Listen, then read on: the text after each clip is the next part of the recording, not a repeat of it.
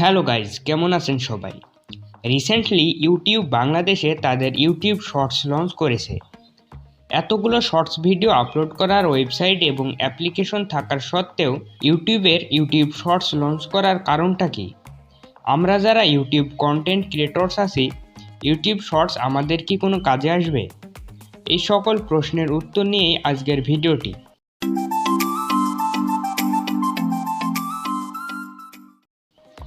YouTube shorts মূলত ইউটিউবের একটি ফিচার্স, যেখানে টিকটক লাইকের মতো ছোট ছোট ভিডিও আপলোড করা যায় এবং ভিডিওর লেন্থ সর্বোচ্চ 1 মিনিট হতে হবে।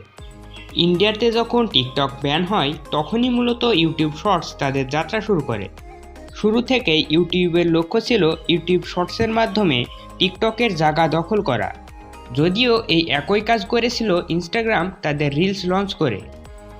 এখন প্রশ্ন হলো, টিকটকে যেমন ভিডিও আপলোড করে টাকা আয় করা যায়, সেই রকম কি ইউটিউব শর্টসেও ভিডিও আপলোড করে টাকা আয় করা যাবে?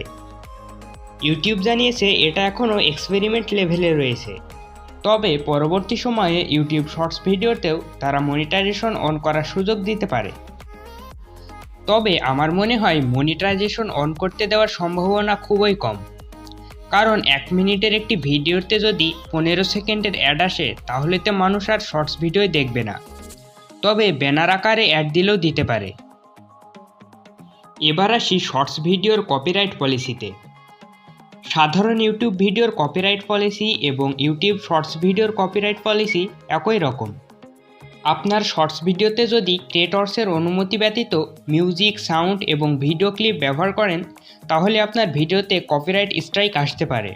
তাই অবশ্যই ভিডিওর আসল মালিকের পারমিশন নিতে হবে।